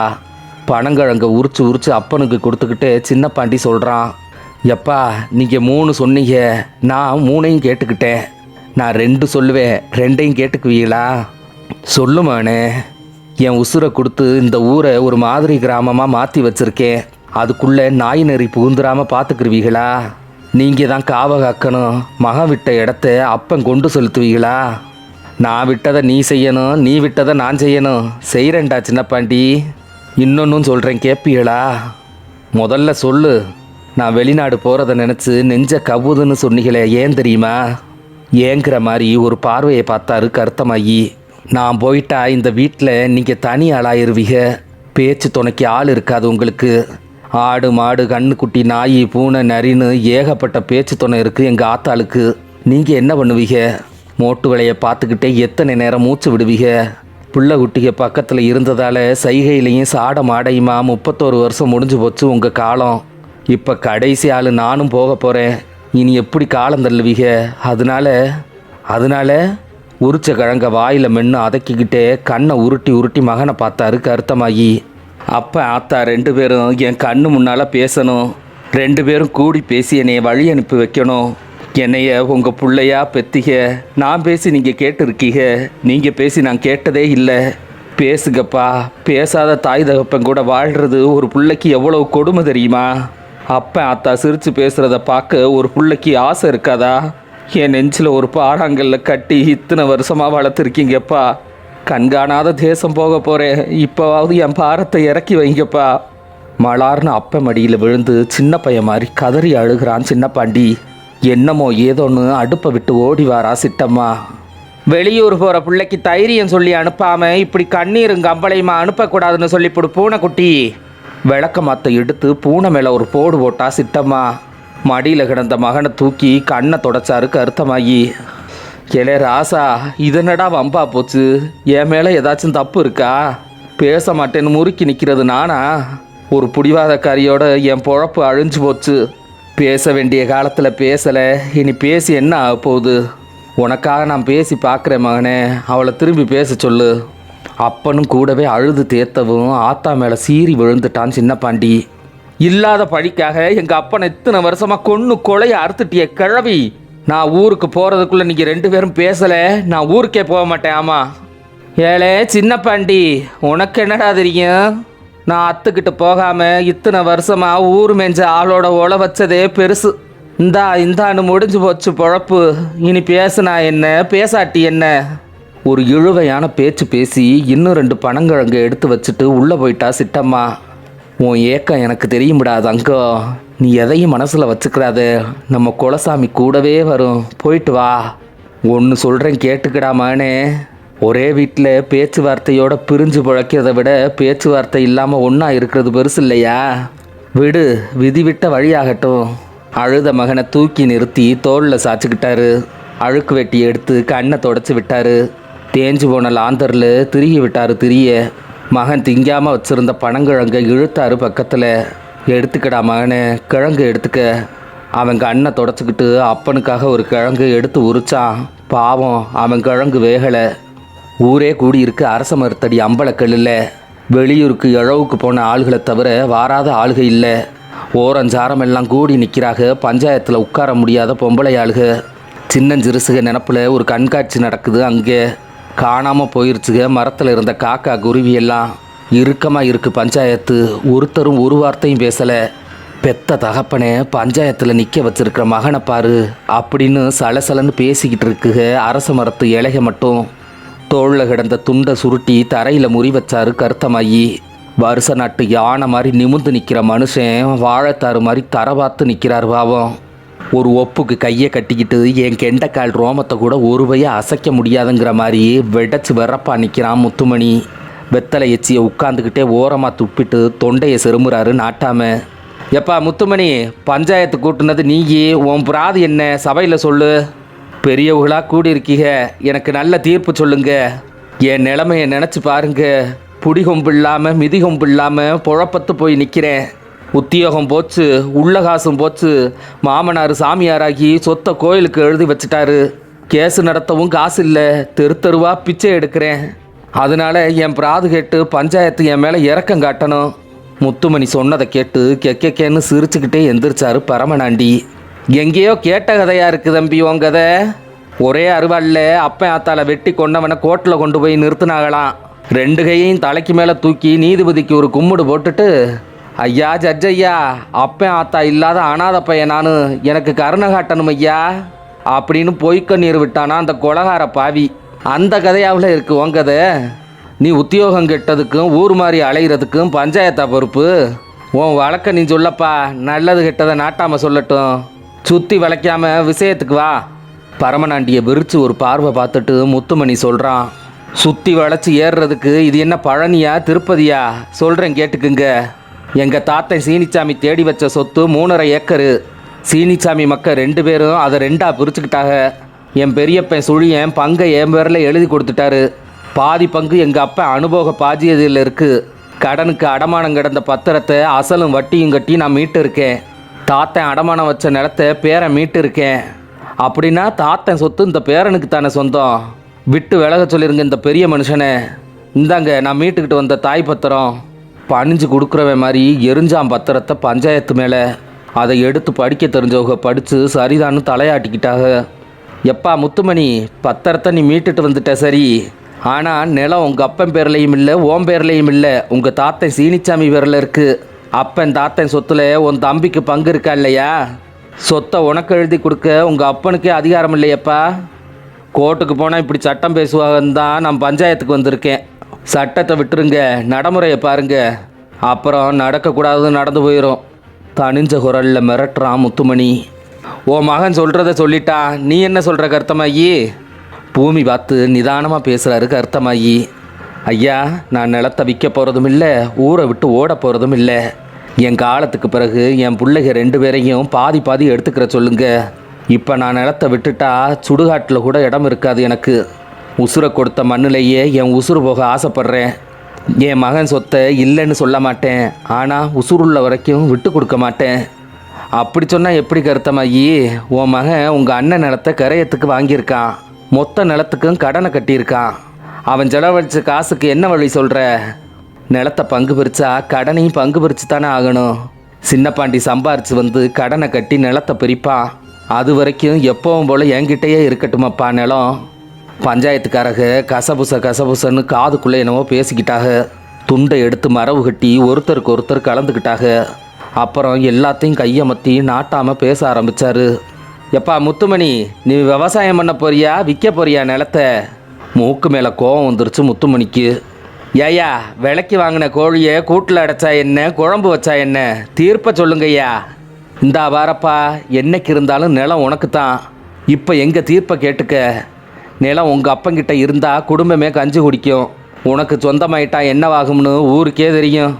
அதனால உங்கள் அப்பன் காலம் உள்ள வரைக்கும் உழுது கஞ்சி குடிக்கட்டும். அவர் காலத்துக்கு பிறகு உன் தம்பி கடனை கட்டுனா நிலத்தை பிரி, இல்லைன்னா நீனே அனுபவி. 100ல் 1 தீர்ப்பையா. கடவுள் மனுஷனுக்கு சொன்ன மாதிரி இருக்கு. ஊரே கூடி தீர்ப்பை ஓஹோன்னு சொல்லிருச்சு. மூஞ்சி செத்து போய் முத்துமணி சொல்கிறான், எங்கள் அப்பன் பஞ்சாயத்தை நான் வீட்டில் பார்த்துக்கிறேன். இன்னொரு பஞ்சாயத்து இருக்குது. பரமனாண்டி, கெடா வீரன், ஒத்த விட்டு மூலி 3 பேரும் அவங்க நிலத்தை என் பேரில் எழுதி கொடுத்துருக்காக. நிலத்தை என்கிட்ட ஒப்படைக்க சொல்லுங்க. இந்தாங்க பத்திரம். இது என்னடா புது குண்டை தூக்கி போடுறான்? நாங்கள் எப்போ எழுதி கொடுத்தோம்? வாங்கி பார்த்தா பத்திரமும் சரியா இருக்கு, கையெழுத்தும் சரியா இருக்கு. எப்பா பரமனாண்டி, இது உங்க எழுத்து தானே? ஆமாம், எங்க எழுத்து தான். எக்கா மூலி, இது உங்க எழுத்து தானே? பாரு, கையெழுத்து என்னது தான், நான் எழுதி கொடுக்கலையே. கெடாவீரனும் கையெழுத்தை ஒத்துக்கிட்டாரு, பத்திரத்தை ஒத்துக்கல. இது என்னடா இது, குரலி வேலையா இருக்கு. ஊரே மண்டை காஞ்சி நிற்கிது. அவங்க முன்பண வாங்கின ரசீதில் இருந்த கையெழுத்தை எடுத்து போலி பத்திரம் தயார் பண்ண சங்கதி முத்துமணிக்கு மட்டும்தான் தெரியும். கசமுசன்னு கலவரமாகி போச்சு கூட்டத்துக்குள்ள. இதில் என்னமோ ஒரு ஏடாகுடம் இருக்கப்பா. சலசலப்பாகுது பஞ்சாயத்து. நெஞ்சு வெந்து போய் கும்பி கருகி போய் பேசுகிறாரு கருத்தமாயி. இளைய முத்துமணி, என்னை ஏச்சா கூட பரவாயில்லடா. ஊரை ஏச்சு பொழைக்கிறதெல்லாம் ஒரு பொழப்பா? இந்த பொழப்புக்கு நீ நாண்டுக்கிட்டு சாகலாம்டா. நான் நாண்டுக்கிட்டு சாகணுமா? உன்னை வெட்டி எரிஞ்சிட்டு நான் நாண்டுக்கிட்டு சாகுறேன். அது வரைக்கும் கூட்டத்துக்குள்ள கையை கட்டி உட்கார்ந்துருந்த சின்ன பாண்டி புலி மாதிரி தவ்வி எந்திரிச்சு ஆவேசமாக பாஞ்சு அண்ணன் சட்டையை பிடிச்சிட்டான். அப்பனை வெட்டுறேன்னு சொல்றியா? நீ ஒரு மகனா, எனக்கு அண்ணனா? எட்ரா கைய, எட்ரா. என் நெஞ்சிலேயே கையை வைக்கிறியா? எல்லாம் வெள்ளைக்காரி கொடுத்த விச வேலை செய்யுது. அமெரிக்காவுக்கு நீ போயிருவியா? அதையும் பார்க்குறேன். தள்ளுமுள்ளாகி போச்சு பஞ்சாயத்து. அண்ணங்கிட்ட இருந்து தம்பியை விளக்கி தாய்க்கோழி குஞ்சு கோழியை சிறகுக்குள்ளே அணைச்சி கூட்டிக்கிட்டு போகிற மாதிரி சின்ன பாண்டியை கூட்டிக்கிட்டு நடந்து போகிறாரு கருத்தமாயி. முத்துமணி கத்துன கத்து கலவர கூச்சல் தாண்டி வந்து காதில் விழுகுது. ஏழே அட்டனம்பட்டியில் பிறந்தவனே, உன்னை அமெரிக்கா போக விட மாட்டேன்டா. பகுதி 39. எமிலிக்கும் இஷ்முராவுக்கும் விடைதரு விழா. சீவி முடித்து சிங்காரித்தது அட்டனம்பட்டி. கார்த்திகை மாத அருகம்புல் தரைமூடி படர்ந்திருப்பது மாதிரி மைதானம் முழுக்க மக்கள். இந்த மண்ணுக்கென்று உண்டான கலைகளை நீங்கள் இப்போது காணப்போகிறீர்கள். போராட்டங்களாலும் துயரங்களாலும் சூழப்பட்ட எங்கள் வாழ்வில் ஒரு வெறுமை நிரப்பப்படாமலே கிடந்தது. எங்கள் மக்கள் தங்கள் சொந்த கலைகளால் அதை நிரப்பிக்கொள்கிறார்கள். கடவுளும் கூட கலையின் இன்னொரு பாகம்தான். இரண்டுமே வாழ்வின் வெறுமையை நிரப்ப வந்த இருவேறு பொருண்மைகள். இப்போது கோலாட்டம் பாருங்கள். இருவரின் செவியோடு ஓதினான் சின்னப்பாண்டி. பச்சை பாவாடையும் சிவப்பு சட்டையும் அணிந்த 10-12 சிறுமிகள் வட்டமிட்டு கோலாட்டமாடினர். இரு கோள்களும் எதிர்கோள்களில் உரச நாதமும் நாட்டியமும் அங்கே ஒன்றோடொன்று பின்னிக் கொண்டன. ஒரு தாளகதியில் அவர்கள் குனிவதையும் நிமிர்வதையும் கோலடிப்பதையும் கண்டு குழந்தையாக எழுந்து நின்று கைதட்டினாள் எமிலி. எளிமையான ஆட்டம் இது எங்கள் ஊரில், என்னதான் கண்டீர்கள் இதில் என்றான் சின்னப்பாண்டி. ஒரு கோலாட்டம் 3 இன்பம் தருகிறது ஒரு பார்வையாளருக்கு. என்னென்ன? ஒரு கணம் கண்மூடி யோசித்து கோலாட்டத்தின் பெருமைகளை வரிசைப்படுத்தினாள் எமிலி. வண்ண சீருடை கண்ணுக்கு இன்பம், கோள்களில் பட்டு தெரிக்கும் நாதம் காதுக்கு இன்பம், கால்கள் எடுத்து வைப்பதும் கோள்கள் அடித்து வைப்பதும் ஒரு கால பிரமாணத்தில் நிகழ்வது மூளைக்கு இன்பம். கோலாட்டக்காரர்கள் குனிந்து நிமிர்வது யோகாசனம் போன்றதோர் உடற்பயிற்சி. இந்த கலையை கண்டறிந்தவர்கள் புத்திசாலிகள். உங்கள் கண்ணில் பார்த்தால்தான் எங்கள் பெருமை தெரிகிறது. சின்னப்பாண்டி இழையாய் புன்னகைத்தான். கரகாட்டம் ஆட வந்தால் சிங்காரக்கோட்டை கனகலட்சுமி. அவளை கரகலட்சுமி என்று எழுத்துப்பிழையாக எழுதினாலும் காரணப்பெயராய் மாறிவிடும். அவள் தலைக்கென்றே கரகம் பிறந்ததா, இல்லை கரகம் அவள் தலையோடு பிறந்ததா என்று கொண்டாடுவார்கள் 5-6 மாவட்டங்களில் அவளை. எமிலிக்கும் இஷ்முராவுக்கும் இமைக்கவில்லை கண்கள். அலங்கரிக்கப்பட்ட கரகமும் அசையாத தலையும் மையிட்ட கண்களும் மணிமூக்கும் பொய்யிட்டு வைத்தாலும் நெய்யிட்டு வைத்த ஆயுதங்களாய் நிமிர்ந்து நிற்கும் தன பரிவாரங்களும் உடையிட்டு கட்டியதால் ஒடியாத இடையும் பட்டினி கிடந்த பாம்பு போல ஒட்டிய வயிறும் வந்துவிட்டேன் கனகலட்சுமி என்று கட்டியம் கூறும் கால் சதங்கையும் அவர்கள் காணாத ஓர் உலகம் காட்டி அடையாத அனுபவத்துக்கு ஆயத்தம் செய்தன. சுழன்று ஆடினாள், பறந்து ஆடினாள், தட்டாமாலை சுற்றினாள். தீவை மூழ்கடித்த சுனாமி மலையுச்சியை மட்டும் விட்டு வைப்பது போல உடம்பெல்லாம் ஆடிச் சுழன்றாலும் கழுத்துக்கு மேலே அதிர்வு வராமல் பார்த்து கொண்டாள். திடீரென்று சரிந்து தரையில் படுத்தாள். தலை மட்டும் தூக்கி தரையில் படுத்தவள் வலக்கால் மடக்கி வலக்கை சேர்த்தாள், இடக்கால் மடக்கி இடக்கை சேர்த்தாள். மனித பிறவியல்லாத வேறொரு உயிர்ப்பொருளாய் தோற்றமாற்றம் காட்டினாள். எமிலி அவளை ஓடி வீடியோ படம் எடுத்தாள். தன் சாகசத்தால் தரை மீண்டு எழுந்த கரகக்காரி தன் தலையில் இருந்த கரகத்தை அசைத்து நகர்த்தினாள். தலையை வளைத்து தன் புடரிக்கு கரகத்தை கொஞ்சம் கொஞ்சமாக கொண்டு சேர்த்தாள். விழுந்தாலும் விழுந்துவிடும் என்று எல்லோரும் பயந்தார்கள் கரகக்காரியை தவிர. ஆனால் தன் பிடரியின் பள்ளத்தில் கரகத்தை ஊற்றி வார்த்தது போல உட்கார வைத்தாள். அப்படியே குந்த வைத்தாள். பிடரியில் கரகத்தோடு தரையில் வாய் வைத்தாள். மண்ணில் கிடந்த கோணி ஊசி ஒன்றை பல்லில் கடித்து எடுத்தாள். ஊசியை தன் நாக்கு மடிப்பில் படுக்க வைத்தாள். நாக்கிலுள்ள ஊசியும் தவறிவிடாமல் பிடரியில் கரகமும் இடறிவிடாமல் அதை மெல்ல மெல்ல தலைக்கேற்றினாள். உடம்பெல்லாம் பரவி கிடந்த உயிர் கண்ணில் வந்து குவிந்து விட்டது கூட்டத்திற்கு. யாத்தே எப்பே! கூட்டம் பதறுகிறது. அழகு, ஆச்சரியம். இஷ்முரா ரசிக்கிறான். இது எப்படி சாத்தியம்? வாய் விளக்குகிறாள் எமிலி. கரகத்தை மெல்ல மெல்ல மேலேற்றுகிறாள் கரகக்காரி. கழுத்தையும் பிடரியையும் அங்குலம் அங்குலமாய் அசைத்து அசைத்து அதோ அதோ தலையுச்சுக்கு தள்ளிவிட்டாள். தலை பிரதேசத்தில் கரகம் தொட்டதும் ஒரு சிலிர்ப்பு சிலிர்த்து ஓர் குலுக்கு குலுக்கினாள். திருவீதியுலா போய் வந்த தேர் மீண்டும் தேரடிக்கே திரும்பி வந்த மாதிரி தலையாசனத்தில் மீண்டும் சிம்மாசனம் போட்டுக்கொண்டது கரகம். கூட்டத்தில் வீசி அடித்தது விசில். கண்ணுள்ளவர்களெல்லாம் கைதட்டினார்கள். உங்கள் மீது எனக்கு வருத்தம் என்றால் எமிலி சின்னப்பாண்டியோடு பொய்க்கோபம் காட்டி. எதற்காக? பாலே நடனத்தை உலகம் அறிந்திருக்கிறது. இத்தனை பெரிய கலையை நீங்கள் உள்ளூரில் வைத்தே மறைத்து விட்டீர்களே. உங்கள் கலை உலக கலை. இதற்கே உணர்ச்சி வசப்பட்டால் எப்படி? இனி சிலம்பாட்டம் பாருங்கள் என்றான் சின்னப்பாண்டி. ஒற்றை மனிதராய் களத்தில் இறங்கி நின்றார் சிலம்பு அம்பலம். அவரை எதிர்த்தடிக்க ஆளில்லை 7-8 மாவட்டத்தில். பிரம்மச்சாரியாகவே காலம் கழிக்கும் சிலம்பு வாத்தியார் அவர். அன்று நெடுஞ்சிலம்பு கொள்ளாமல் குறுஞ்சிலம்பு வைத்திருந்தார் கையில். சலாம் வரிசை ஆடி பூமியிலே தண்டனிட்டு விதவிதமாய் சுழற்றினார் சிலம்பை. அது காற்று கிழிக்கும் சத்தமே ஒரு சங்கீதம். மைதானத்தில் 4 திசையிலும் தன் 4 மாணவர்களை நிறுத்தி வைத்திருந்தார் அம்பலம். ஆளுக்கு ஒரு சாக்கு நிறைய கல் வைத்திருந்தார்கள். பம்பரம் மாதிரி கம்பு சுழற்றி கொண்டே எரியுங்கள் என் மீது கல்லை என்றார். ஒரே சமயத்தில் 4 பேரும் சரமாரியாக அவர் மீது எரிந்தார்கள் கற்களை. சுற்றும் சூறாவளியாய் தலைக்கு மேலே சுழன்ற சிலம்பு அடித்து திருப்பி அனுப்பியது அத்தனை கல்லையும். ஒரு கல்லையும் அவர் உடம்பில் உரச விடவில்லை. எவன் எரிந்தானோ அவன் மீதே கல்லை திருப்பி அடித்தது சிலம்பு. அதுகூட அல்ல ஆச்சரியம். திரும்பி அடித்த கல்லில் ஒன்று கூட பார்வையாளர்களின் மீது படவில்லை. அண்டாவுக்குள்ளே மட்டும் மழை பெய்தது மாதிரி மைதானத்துக்குள் மட்டுமே விழுந்தன கற்கள். 4 சாக்கு தீர்ந்ததும் ஓய்ந்தது கல்மழை. மூச்சு விட மறந்து மூர்ச்சை நிலைக்கு போனான் இஷ்முரா. நம்ப முடியவில்லை என் கண்களை.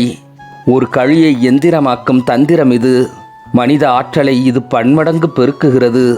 இது ஒரு தற்காப்பு போர் முறைதான். கலை யுத்தத்தில் முடிந்துவிடக்கூடாது. ஆனால் யுத்தம் கலையில் முடியலாம். போர் முறையை கலையாக்கி விட்டார்கள். சீனாவின் கும்ஃபு, எங்கள் கராத்தே இரண்டுக்கும் மூலம் இதுவாக இருக்கலாம். உங்கள் மண்ணை மறக்க மாட்டேன். சின்னப்பாண்டியின் உள்ளங்கை தீண்டிய இஷ்முராவின் அழுத்தம் அவன் வார்த்தையின் உண்மையை வழிமொழிந்தது.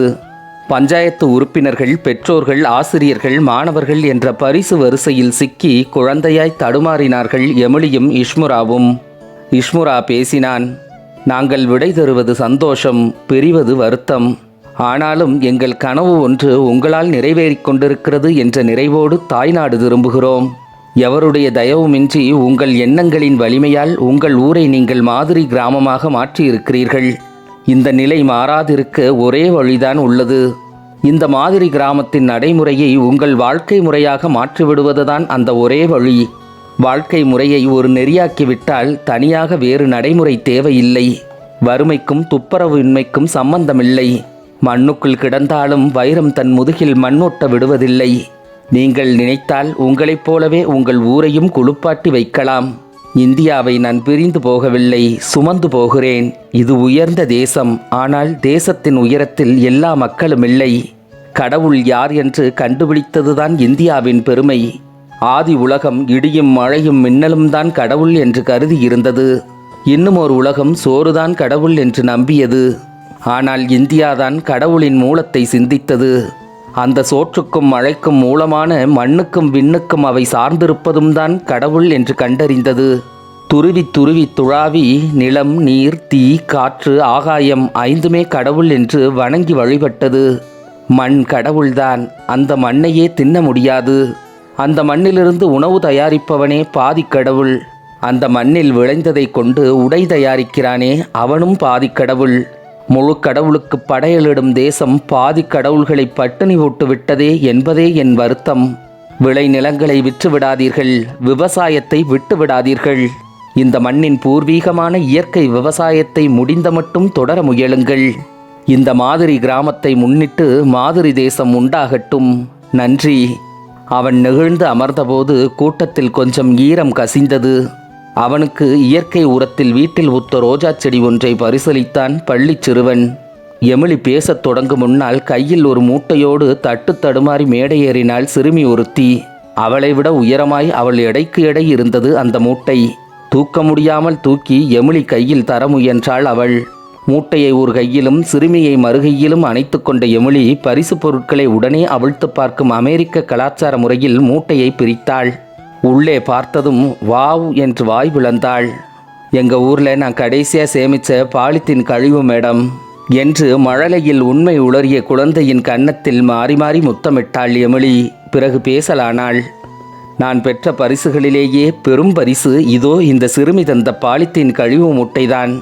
ஒரு குழந்தையின் பிஞ்சு மனசு வரைக்கும் இந்த விஷயத்தை விதைத்ததற்காக உங்கள் சின்னப்பாண்டியை நான் பாராட்டுகிறேன்.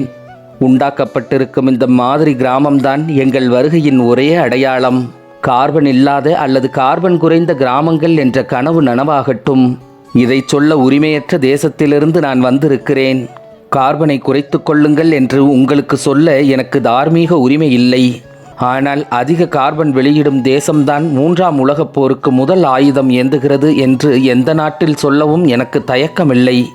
இயற்கையை விட்டு வெகு தூரம் விலகிக்கொண்டே போவதுதான் இந்த பூமிக்கு புறப்பிரச்சனை. இதயத்தை விட்டு வெகு தூரம் விலகி நிற்பதுதான் இந்த பூமிக்கு அகப்பிரச்சனை. இந்த மாதிரி கிராமம் என்பது ஒரு பெரிய மாறுதலின் முதல் துளிதான். ஆனால் சமுத்திரமே ஒரு துளியிலிருந்து தான் தொடங்குகிறது என்பது மறுக்க முடியாத உண்மைதான். வருவேன், மீண்டும் நான் இங்கு வருவேன். உங்கள் மாவட்டத்தில் ஒரு புள்ளியாக இருக்கும் இந்த ஊர் இந்திய தேசப்படத்தின் பச்சை புள்ளியாய் குறிக்கப்படும் போது நான் இங்கு வருவேன். நன்றி, வணக்கம். எமிலியோடும் இஷ்முராவோடும் கைகுலுக்க பள்ளி சிறுவர்கள் முண்டியடித்து மேடையில் முன்னேறி கொண்டிருக்க சக்கரவண்டி தள்ளிக்கொண்டே சின்னப்பாண்டி நோக்கி நகர்ந்து வந்து கொண்டிருந்தான் கவட்டைக்காலன் மகன் முருகராசு. பிள்ளைகளை விலக்கி விலக்கி மேடையருகே நெருங்கி சின்னப்பாண்டியின் தோள் தொட்டான். அவன் திடுக்கிட்டு திரும்பினான். தம்பி, பத்திரத்து மேலே அப்பா கடன் கேட்டு வந்தாரு. அப்போ பத்திரம் இல்லை. ஆனால் நல்ல காரியத்துக்கு நீ வெளிநாடு போகிற, இல்லைன்னு சொல்ல முடியல. இந்தா இதில் 50,000 இருக்குது, எடுத்துக்கிட்டு போ. ஆனால் இது கடன் இல்லை. நீ நல்லா சம்பாரிச்சா அப்போ நான் புழைச்சி கிடந்தா திரும்பி கொடு. இந்தா வாங்கிக்க. வாங்கலாமா வேண்டாமா என்று சின்னப்பாண்டி திகிலடித்து நிற்கையில் முருகராசு கையை பற்றி கருத்தமாயி அழ ஆரம்பித்து விட்டார். நீதானப்பா மனுஷன், எனக்கு வேற ஒன்றும் சொல்ல தெரியல. கஞ்சா காட்டில் துளசி செடி முளைச்ச மாதிரி முளைச்சி வந்திருக்க. நீ நல்லா இரு. சின்னப்பாண்டியை பார்த்து வாங்கிக்கப்பா என்றார். அவன் வாங்கி கொண்டான். தாவரங்களுக்கு தங்கம் பூசிக்கொண்டிருந்தது அதிகாலை வெளிச்சம்.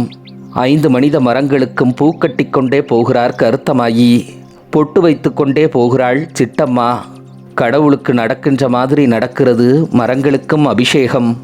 இடுப்பில் தொண்டு கட்டி தலைக்கு மேல் கைகுவித்து வான் பார்த்து முணுமுணுத்து இரு விழியில் நீரொழுகி ஆவேசம் வந்த பூசாரியாய் நடுங்கும் உடம்போடு அவர் மரங்களை வணங்கவும் அச்சம் கலந்த ஆச்சரியத்தோடு அவரையே பார்த்து கொண்டிருந்தார்கள் எமிலியும் இஷ்முராவும்.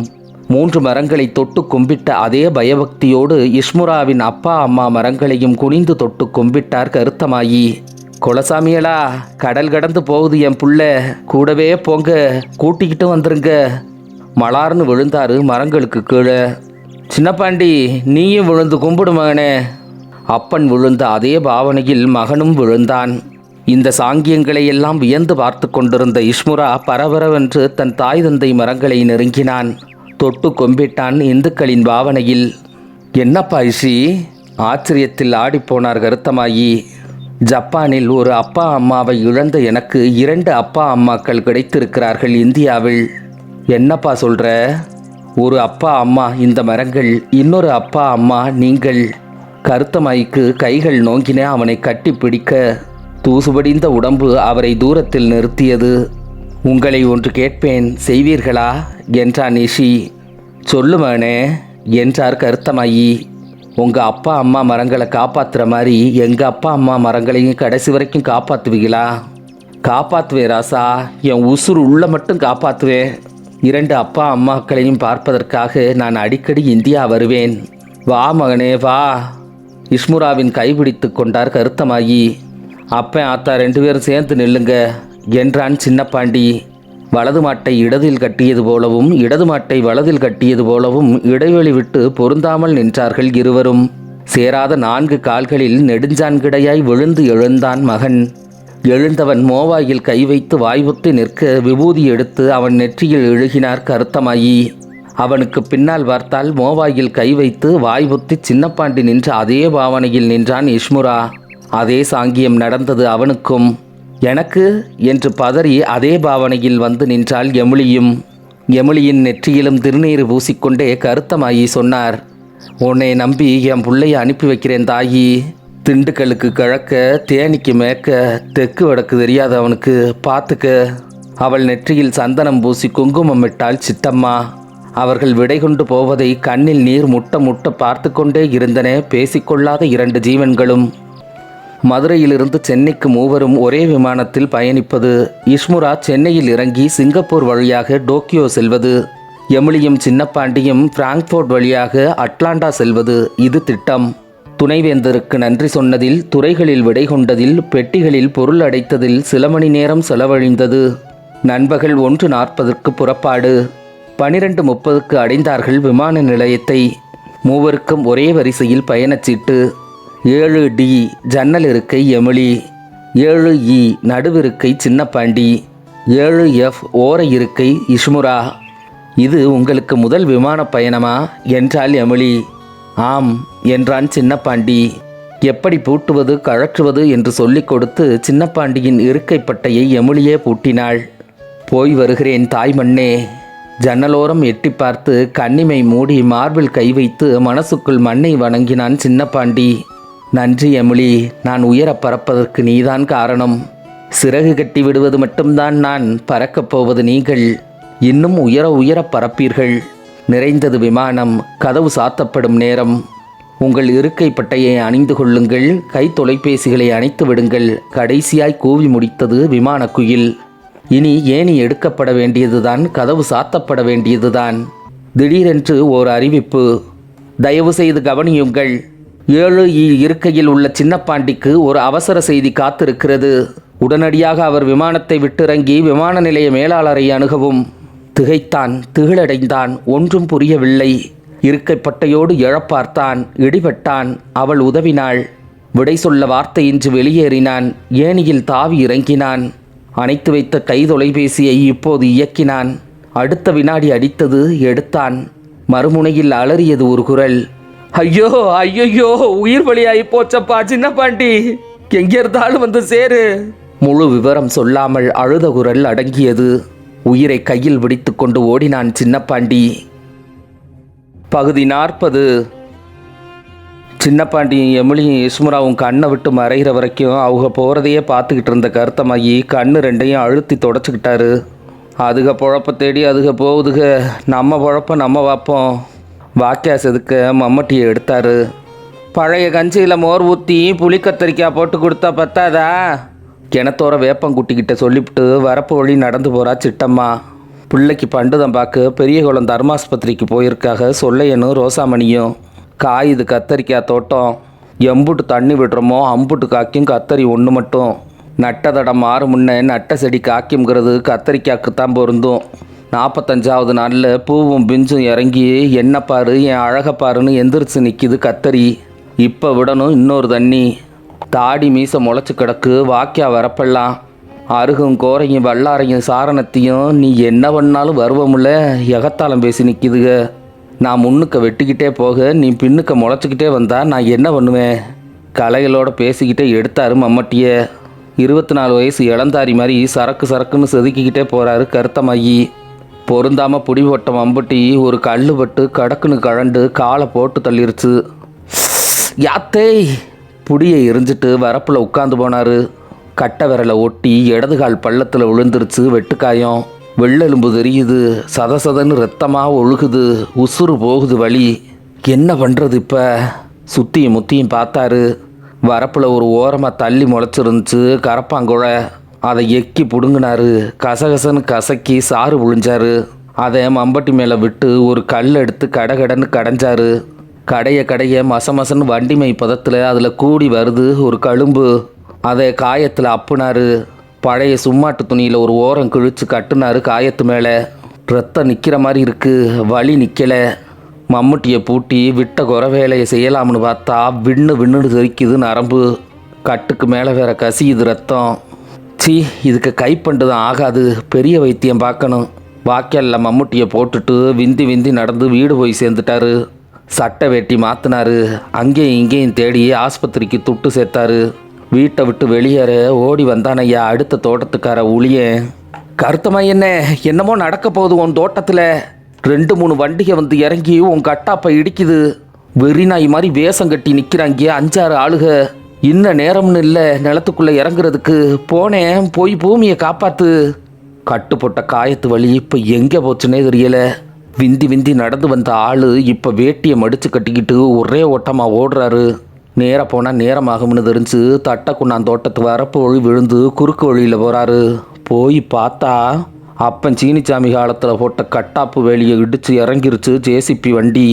கட்டாப்பில் நின்று காவகாத்த கள்ளி, கொடுக்காப்புளி, வேலிகாத்தான், காட்டாமணக்கு, செங்குழுவை, அரசங்குட்டி, வேப்பங்குட்டி, ஊனாங்கொடி, கோவக்கொடி, மிதுக்கங்கொடி எல்லாத்தையும் இன்னைக்கு தின்னு திக்காமல் விடமாட்டேன்னு 5-6 யானையை சேர்ந்து வர மாதிரி வருது வண்டி. எந்திர துதிக்கையை நீட்டி நீட்டி வேலியை அழித்து கத்தரி தோட்டத்துக்குள்ளே இறங்க வண்டியை மறிச்சிட்டாரு கருத்தமாயி. ஏலே வண்டி ஓட்டுறவனே, எந்த காட்டு நாயிடா நீயே, நிறுத்தடா வண்டிய. கருத்தமாயி கத்துனது காதில் விழுகலை. வண்டி சத்தத்தில் கத்தரி செடிகளை நசுக்கி 4ஆவதம் பண்ணி கோவக்காரன் சண்டைக்கு வர மாதிரி வருது முரட்டு வண்டி. மூஞ்சி உரசுற தூரத்தில் முன்னால் வந்து நின்று நிறுத்தி விட்டாரு வண்டியை.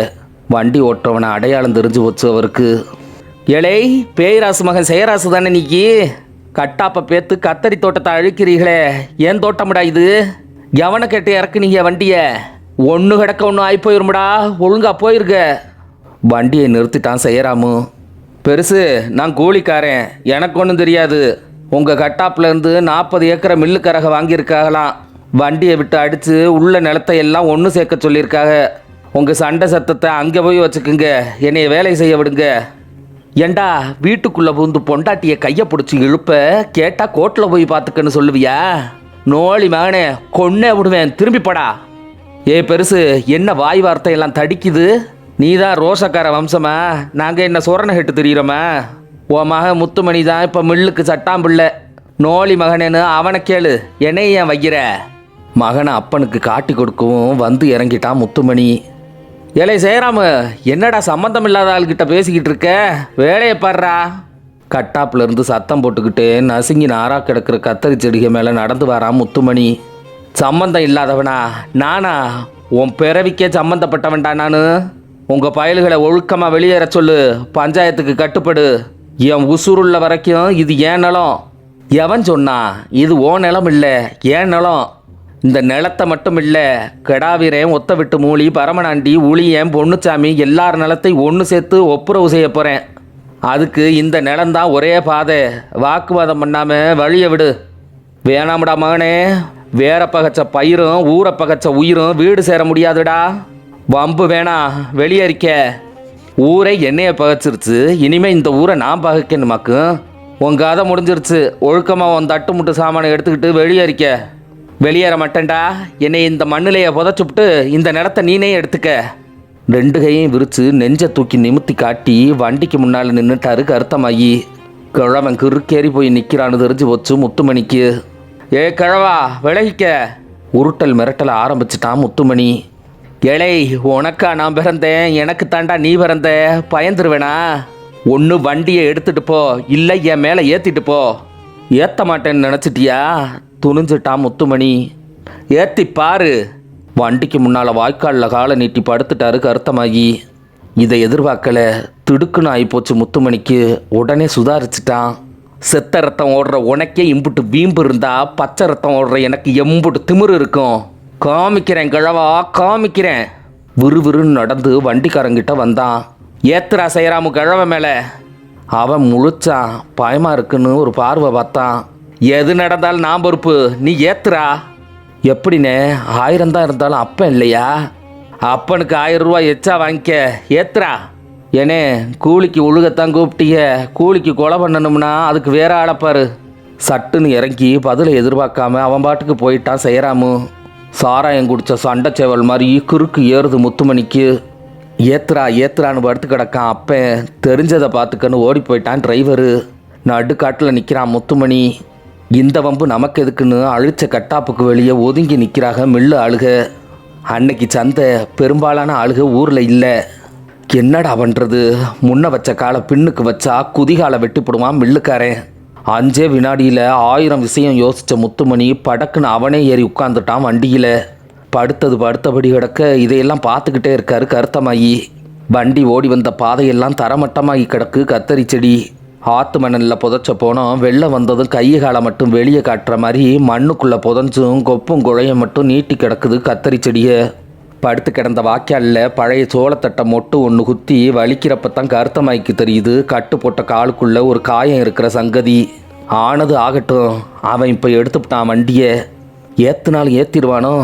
ஏற்றட்டும், எமங்கையில் சாகிறதுக்கு மகங்கையில் சாவோம். எடுக்கிறான் வண்டியை. எடுத்துட்டான். என்னது இது? பதறுது உடம்பு. சீ, இந்த உடம்புங்கிற கழுதைக்கு இன்னும் உசுராசை போகலையோ? என்ன பண்ணுறது? இந்த உடம்பு உசுரை நம்பி இருக்கு, உசுறு உடம்பை நம்பி இருக்கு. ஒன்றை விட்டு ஒன்று போனால் உதறத்தானே செய்யும் கழுத. ஒரு வகையில் என் ஆசையை நிறைவேற்றி வைக்கிறான் நான் பெற்று வளர்த்த பெரியவன். செத்தா சொந்த வீட்டில் சாகணும், இல்லை சொந்த நிலத்தில் சாகணும்னு நினச்சேன். நிறைவேற்ற போகிறான் என் புண்ணிய புத்துறேன். பயலுக்கு செலவு மிச்சம். இடுகாடு வரைக்கும் தூக்கிட்டு போக வேண்டியதில்லை. இந்த வாக்கியா பள்ளத்திலே புதைச்சிட்டு போயிடலாம். சத்தம் கூடுது வண்டிக்கு. ஏற்ற போகிறான் என் மேலே. கண்ணை மூடி மூச்சை கட்டிக்கிட்டா பயம் எங்கேருந்து வரும்? பயம். வாடா, எங்கள் அப்பன் சீனிச்சாமி கூட சேர்த்துடுறா. கண்ணை இறுக மூடி தம் கட்டி படுத்துக்கிட்டாரு. ஆனால் சட்டுன்னு தேஞ்சு போச்சு வண்டி சத்தம். என்னடா என்னாச்சு? பயந்துட்டானா? கண்ணை முழிச்சு பார்த்தாரு கருத்தமாயி. அவர் காலை உரசாம தனக்குன்னு ஒரு வழி உண்டாக்கி முன்ன போகுது வண்டி கிணத்து மேட்டுக்கு. விசுக்குன்னு எந்திரிச்சாரு. முத்துமணி என்ன முடிவெடுக்க போறான்னு குறுகுறுன்னு பார்த்தாரு. யாத்தே, இவன் குடி எடுக்க போறான்டா சாமி. எந்த மரங்களை தெய்வமாக கும்பிடுறாரோ அந்த மரங்களை வேரோட சாக்கணுங்கிற ஒரே நோக்கத்தில் கொலகார பைய வண்டியை ஓட்டிக்கிட்டு போறான்னு புரிஞ்சு போச்சு அவருக்கு. ஏழே முத்துமணி, வேணாமுடா, அதுக நம்ம குலசாமிக. விந்தி நடந்த காலுக்கு எங்கிட்டு இருந்து தான் அந்த வேகம் வந்துச்சோ தெரியல. கத்தரி செடியில் விழுந்து உசுரை கையில் பிடிச்சி ஓடுறாரு. இந்தான்னு நெருங்கிட்டான். வாக்கியா மேடு கடந்தா போதும், வேரோட எட்டு இடிச்சிடலாம் மரங்களை. ஏழே பாவி பயலே, நிறுத்துடா, தெய்வங்களை கொள்ளாதடா. அவன் நிறுத்தலை. எந்திர யானையை கொண்டு போகிறான் மரங்களை ஒட்டி. யாத்தே எப்பே, நான் போகிறதுக்குள்ளே இடிச்சிருவான் போல இருக்கேன் ஈனப்பயம் அவன். பாத்தி தவ்வி ஓடுறாரு மனுஷன். வாக்கியா மேடு தாண்டுனா மரம் அடி வாங்கிரும்னு நினைக்கிறப்ப வண்டி நின்று வச்சு வாக்கியா மேட்லேயே. சத்தமும் கேட்கல, வண்டியை நகரலை. என்னமோ ஒரு கூத்தாகி நின்று வச்சு எந்திர யானை. நின்று போன வண்டியை ஓங்கி ஒரு எத்திட்டு வண்டியை விட்டு குதிச்சான் முத்துமணி. வண்டிக்குள்ளே முள்ளு வெட்டு கடந்த வெட்டருவாளை எடுத்து இறங்கிட்டான். இந்த சனி எங்களை வெட்டி எரியாம எங்கிட்ட இருந்து வழி உண்டாக்குறது? முதல்ல தாத்தை மரத்தை வெட்ட நோங்கிட்டான். அருவாளையும் ஓங்கிட்டான். பளிச்சுன்னு தாவி பின்னங்கையில் மரத்தை கட்டி நெஞ்ச காட்டி நிற்கிறாரு கருத்தமாயி. தகப்ப மரத்தோட, மகன் அருவாளோட. வேணா, ஒதுங்கிக்க, வெட்ட போகிற மரத்தை. ஏலே முத்துமணி, வெறி பிடிச்சி அலையாதடா. நம்ம வம்சத்தை விட்டாதடா, குலசாமியை கொள்ளாதடா. குளமாவது சாமியாவது, என்னைய புழைக்க விடாத குளம் எதுக்கு, சாமி எதுக்கு? இதுகளை வெட்டி பாதை உண்டாக்கி அடுத்த நிலத்துக்கு போகணும், வழியை விடு. சத்தியத்துக்கு கட்டுப்பட்டு நிற்கிறேன்டா. அப்பனுக்கு கோபம் வராதுன்னு நினச்சிடாதே. ஏய், உன் கோபம் என் ரோமத்தை பிடிங்கிறமாக்கு. விளைவிக்க இல்லை உன்னையும் சேர்த்து வெட்டி போடுவேன். வெட்டு பார்ப்போம். விழுந்துருச்சு ஒரு வெட்டு சீனிச்சாமி மரத்தில். ஏழை முத்துமணி. குரல் மாறி போச்சு கருத்தமாய்க்கு. உட்டுக்கட்டி மாதிரி கேட்குது அவர் பேசுகிற சத்தம். நிதானத்தில் இல்லை முத்துமணி. மிருகம் ஏறி நிற்கிது அவன் கண்ணில். அருவா பிடி இறுகுது. ஆத்தா மரத்தில் விழுக போகுது. அடுத்த வெட்டுன்னு தெரிஞ்சவுடனே மலார்னு தவி ஆத்தா மரத்தை அணைச்சி பிடிச்சாரு கருத்தமாயி. முத்துமணி அருவா இறங்கவும் தண்ணி பாம்பு மாதிரி தலையை விசுக்குன்னு உள்ளே இழுத்துக்கிட்டாரு. இல்லைன்னா மரத்தில் விழுந்த வெட்டு அவர் உச்சந்தலையில் விழுந்து பூசாரி தேங்காய் உடைச்ச மாதிரி 2 துண்டாக பொழந்துருக்கும் கபாலம். வேணாம்டா மகனே, நானும் மனுஷன்தான்டா. ஆத்தா மரத்தை அவர் காத்து நிற்க தங்கச்சி மரத்தில் விழுகுது ஒரு வெட்டு. படக்குன்னு தவ்வி இப்போ தங்கச்சி மரத்தை காத்து நிற்கிறாரு கருத்தமாயி. வேணாமுடா, நானும் ஒரு காலத்தில் அருவா வீசின வந்தான்டா. இப்போ இஸ்முராவுக்கு அப்போ மசாமி மரத்து மேலே இறங்க போகுது அருவா. குலகார பாவி விழுந்த அருவாளை இறக்க விடாமல் பிடிச்சிட்டாரு இடது கையில். ஆள்காட்டி விரலுக்கும் கட்ட விரலுக்கும் மத்தியில் இருந்த சவ்வுல விழுந்து மணிக்கட்டு வரைக்கும் ஆழமாக இறங்கி 2ஆ வகுந்துருச்சு அருவா. காயப்பட்ட துணியை உருவி எடுத்த பிறகு கொடியில் தொங்குமா இல்லையா கிளிப்பு, அப்படி துண்டா தொங்குது கட்ட விரல். ஒத்த நூலில் ஊசலாடுற செலந்தி பூச்சி மாதிரி ஒத்த செவுல தொங்குது அந்த ஒத்த விரல். அடுத்த விட்டு விழப்போகுது இஸ்முராவுக ஆத்தா மரத்தில். இப்போ அந்த மரத்தை காத்து நிற்கிறாரு கருத்தமாயி. அவன் பிறந்த அன்னைக்கிலிருந்து கருத்தமாயி இதுவரைக்கும் கேட்காத ஒரு குரல்ல முத்துமணி பேசுகிறான். உன்னைய வெட்டிட்டு மரத்தை வெட்டவா இல்லை மரத்தை வெட்டிட்டு உன்னைய வெட்டவா? ஏழே மகனே, எனக்குள்ள கிடந்த சிங்கம் புலியை எழுப்பி விட்டுட்டியேடா. 4-8 பின்னுக்கு போய் அப்பனை வெட்ட ஓடியாந்தான் முத்துமணி. மலார்னு 10 அடி பின்னுக்கு தவ்வி ஓடி அப்ப மரத்துக்கு கீழே புலி பூமியை தோன்ற மாதிரி வலது காலால் மண்ணை பறிச்சாரு. 37 வருஷத்துக்கு முன்னே கவட்டக்காலனை வெட்டிப்பிட்டு பூமிக்கடியில் புதைச்சி வச்ச வீச்சருவா வாரேன்னு வருது வெளியே. வெடைச்சி கிடந்த அருவா புடி மட்டும் தெரியுது கண்ணுக்கு. புடி நுனிய பெருவரல் வச்சு ஒரு சைஸாக அமுக்கி ஒரு உந்தவும் வந்து விழுந்துருச்சு அருவா வலது கைக்கு. அவர் தோள்பட்டையை குறி வச்சு வாரா முத்துமணி. இந்தா இறங்க போகுது அருவா. தலைக்கு மேலே வந்த அருவாளை தோது பார்த்து தட்டி விட்டுட்டு போட்டாரு ஒரு போடு வெட்ட வந்தவன் கழுத்தில். தோலை கிழிச்சு சதையில் இறங்கி இரத்த நாளம் கடந்து சவ்வை பொழந்து கழுத்தெலும்பை உடைச்சு உள்ளே புகுந்து முதுகுத்தண்டு நரம்ப அறுத்து உசுரை வாங்கி தலையை தொங்க விட்டு சங்கு குழியில் நின்று போச்சு அருவா. 37 வருஷ துருவை முத்துமணி ரத்தத்தில் கழுவணும்னு கெட்ட வரம் கேட்டு வந்திருக்கு அந்த அருவா. ரொம்ப துடிக்கலை உடம்பு, பொட்டுன்னு போயிருச்சு உசுறு. வேற இருத்த மரம் மாதிரி மகன் புணத்து மேலே விழுந்து கருத்தமாகி கதறலை கேட்டு ஒரு 10 மைல் சுத்தளவில் 7-8 நாளாக இறைய எடுக்க முடியாது எந்த பறவையும், தண்ணி குடிக்க முடியாது எந்த ஆடு மாடும். ஐயா இன்ஸ்பெக்டர் ஐயா, என் பேர் கருத்தமாகி. என் மகனை வெட்டி கொண்டு விட்டேன், அதுக்கு நான் தான் சாட்சி. எந்த கோர்ட்லையும் இதைத்தான் சொல்லுவேன். இந்தாங்க அருவா, எழுதிக்கிங்க கேஸை. தேவதானம்பட்டி போலீஸில் சரண்டர் ஆகி உண்மையை சொல்லிவிட்டு ஒரு ஓரமாக உட்காந்து அந்த தொங்குற கட்ட விரலை வெளியே விடாமல் உள்ளங்கைக்குள்ளே வச்சு அழுத்தி அமுக்கிக்கிட்டாரு. சந்தைக்கு போன சனமெல்லாம் போலீஸ் ஸ்டேஷன் வாசலில் வந்து கூடி குமிஞ்சு போச்சு. கூட்டத்தை விளக்கி தலைவரி கோலமாக அழுது வாரா சிட்டம்மா. ஐயா என் ஆம்பளை என்னையா அப்படிப்பட்ட புள்ளையும் கொண்டு என் பொழப்பையும் கொண்டு திரும்பி செயலுக்கு போறியா சாமி? எப்படி பொழப்பேன் நீ இல்லாமல்? என் மேலையும் ஒரு அருவா வீசிட்டு போயிட்டேன்னா என் சென்மமும் சிரமமும் 2 சேர்ந்து அடங்கிடும்ல. இந்த பொசகட்ட சிரிக்கிய ஒத்தையில விட்டுட்டு போறியே ராசா. அவ கத்தி அழுது கதற கருத்தமைய அழுகிறாரு. வேடிக்கை பார்த்த ஊர் சனம் அழுகுது. 1-2 போலீஸ்காரர்களும் அழுகிறாங்க. ரத்தம் உறைஞ்சு போச்சு, கண்ணீர் கொட்டுது கருத்தமைக்கு. பேசிட்டியா தாயி, பேசிட்டியல்ல? பேசாம போனாலும் பாசக்காரிடி நீ. உன் மேலே உசுரையே வச்சிருக்கேன்டி. இது போதும் தாயி, இனி எனக்கு தூக்கு சொன்னாலும் துன்பம் இல்லை. இப்பவும் சொல்கிறேன், உனக்கு நான் ஒரு நாளும் துரோகம் பண்ணதில்லை. சத்தியம் பண்ணட்டுமா? படக்குன்னு குனிஞ்சு உள்ளங்கையில் ஒளிச்சு வச்ச கட்ட விரலை வெளியே எடுத்தாரு. யாத்தே அலறிட்டா சிட்டம்மா. தொங்குன சவ்வை பல்லில் கடிச்சு துண்டா எடுத்துட்டாரு கட்ட விரலை. அதை ரத்தத்தில் முக்கி எட்டி மேசை மேலே இருந்த ஒரு வெள்ளத்தால் உருவினாரு. பதிச்சாரு ரேகை. அந்த வெள்ளத்தாளில் கட்ட விரலை மடித்தாரு. விரலை சிட்டம்மா கையில் கொடுத்துட்டு சொல்கிறாரு, இந்த ரேகை சத்தியமா உனக்கு துரோகம் பண்ணலை சிட்டம்மா. அவள் மலார்னு மடியில் விழுந்தா. உடம்பு குலுங்கி உசுறு செதறுது. ரொம்ப நேரமாக எந்திரிக்கல. எந்திரிச்சு பார்த்தா அவர் வேட்டியெல்லாம் கண்ணீர், அவள் மூஞ்சியெல்லாம் ரத்தம். 10-12 நாளைக்கு பிறகுதான் தோட்டத்துக்கு போகிறான் சின்ன பாண்டி. கிணத்து மேட்டில் நின்று வானத்தையும் பூமியையும் மாறி மாறி பார்க்குறான். இப்படி ஒரு சம்பவம் நடந்ததா பூமிக்கோ வானத்துக்கோ ஒரு தகவலும் இல்லை. அதுக வேலைகளை அதுக செஞ்சுக்கிட்டு இருக்குக எப்பவும் போல. இட வளமாகவே சுற்றுது இப்போவும் பூமி. தெற்கு வடக்கு மாறி மாறி அடிக்குது காற்று. அந்த தெய்வ மரங்களில் எப்பவும் போல சண்டையும் சரசமும் பண்ணி கூத்தடிக்குதுக காக்கா குருவிக. பூமியை எப்போ தொடணும் எப்போ விலகணும்னு தொழில் மாறாமல் செய்யுதுக இருட்டும் வெளிச்சமும். வாய்க்கா வழியாக நடந்து போனான் சின்ன பாண்டி. புடியை விட்டு தனியாக கிடந்துச்சு. அப்பன் கடைசியாக வெட்டின மம்பட்டி. குனிஞ்சி எடுத்தான். மம்பட்டி புடி 2ஐயும் ஒன்று சேர்த்தான். சட்டையை கழத்தி வச்சான். வேட்டியை மடித்து கட்டுனா. அப்பன் விட்ட இடத்துலேருந்து வாய்க்கால செதுக்க ஆரம்பித்தான். கவிப்பேரரசு வைரமுத்து அவர்களின் 3ஆம் உலகப்போர் முற்றும். தொடர்ந்து பதிவுகளை கேட்க என்னை பின்தொடர்ந்து கொள்ளுங்கள். அடுத்த பதிவில் இணையும் வரை நன்றிகள் கூறி விடைபெறுகிறேன். நான் குறிஞ்சி கொற்றவன்.